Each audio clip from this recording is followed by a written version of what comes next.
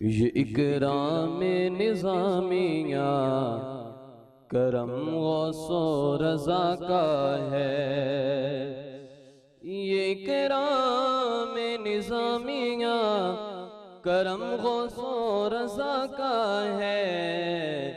حقیقی فیض داتا کا علی مشکل کشا کا ہے، حقیقی فیض داتا کا علی مشکل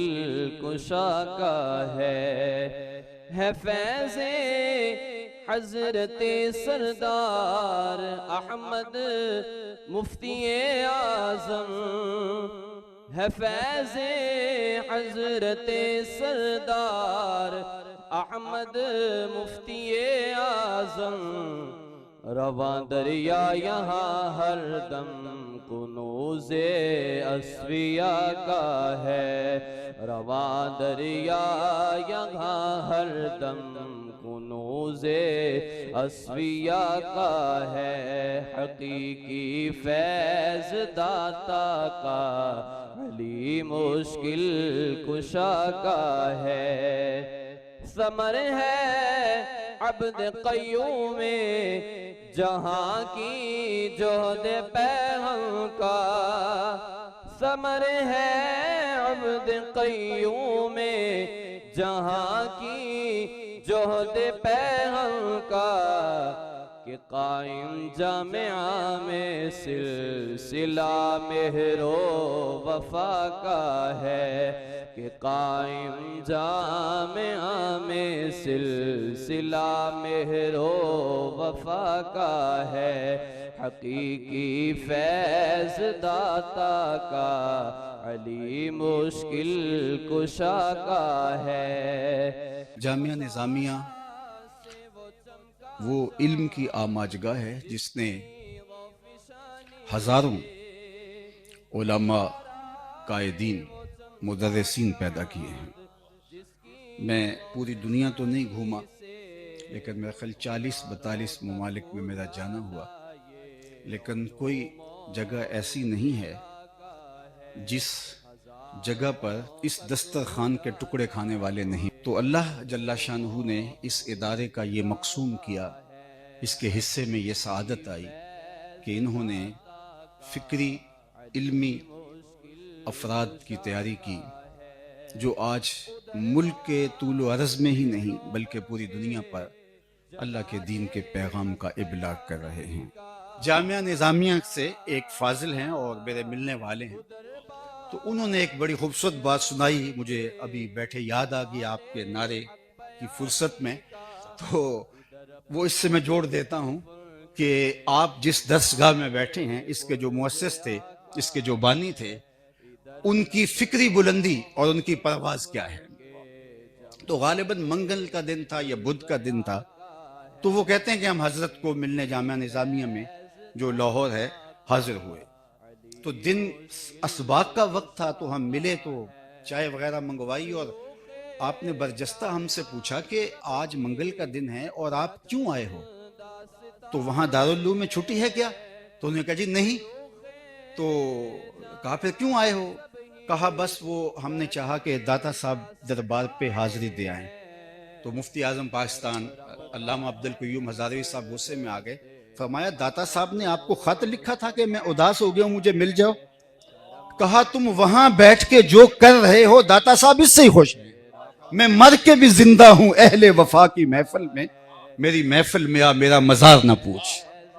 تو آپ جہاں جا رہے ہیں وہاں جہاں بیٹھے وہاں میلہ لگا دیں،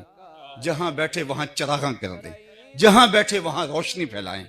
اور آپ کے استاد یہاں بیٹھ کے آپ کو دعائیں دیں گے، آپ کے لیے ان کے دل سے دعائیں نکلیں گی۔ ایک ہوتا ہے دعا کروانا، ایک ہوتا ہے دعا لینا۔ وہ طالب علم جو استاد کے مشن پہ ہوتا ہے، استاد کی فکر کو آگے منتقل کرتا ہے، استاد ہمیشہ اس سے خوش ہوتا ہے۔ جو بلکہ ہمارے تصوف میں بھی کہتے ہیں جو مستحلقین ہوتے ہیں وہ اولیاء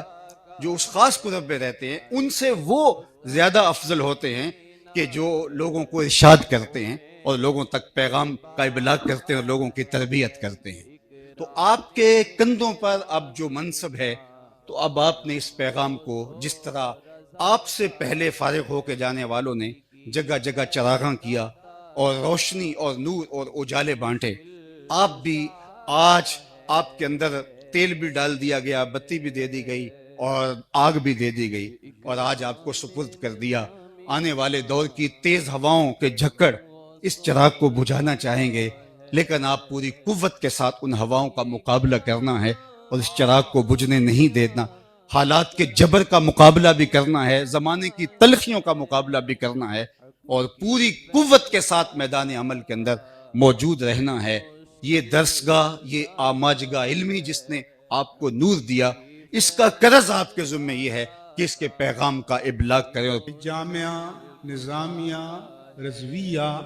ہماری ام المدارس ہے۔ یہ پاکستان میں اہل سنت و جماعت کا سب سے بڑا ادارہ ہے، اور ماشاءاللہ اس کے کئی کیمپسز ہیں اور 5-6 ہزار طلباء اور طالبات اس کے میں تعلیم پا رہے ہیں۔ اور جیسا کہ مجھ سے پہلے علامہ رضا ثاقب مصطفی نے بتایا کہ دنیا میں جہاں جہاں وہ گئے، جامعہ نظامیہ کے نور علمی کے فیضان کو انہوں نے ہر جگہ پایا ہے۔ انشاءاللہ یہ ادارہ ترقی کرے گا،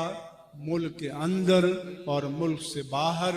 جو حضرات ہمارے پیغام کو سننا چاہتے ہیں، میں ان سے اپیل کروں گا کہ جامعہ نظامیہ رضویہ کے ساتھ آپ جڑے رہیں، وابستہ رہیں، آپ تعاون کریں۔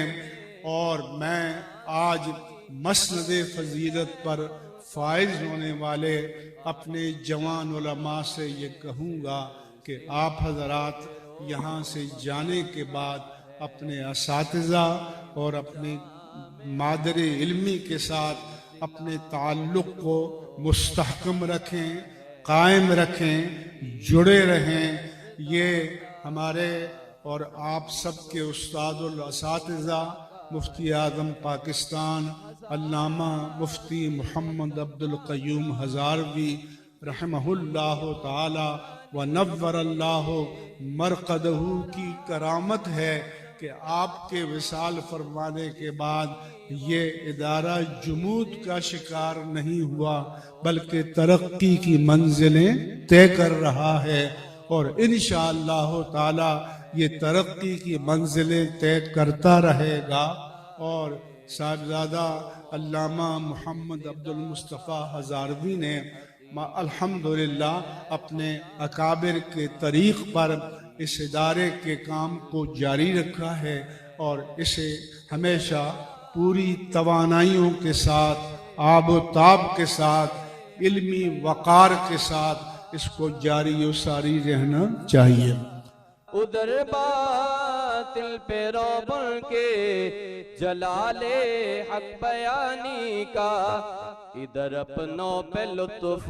کے جمال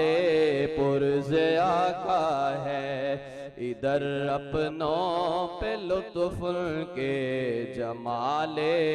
پرز آقا ہے، حقیقی فیض داتا کا علی مشکل کشا۔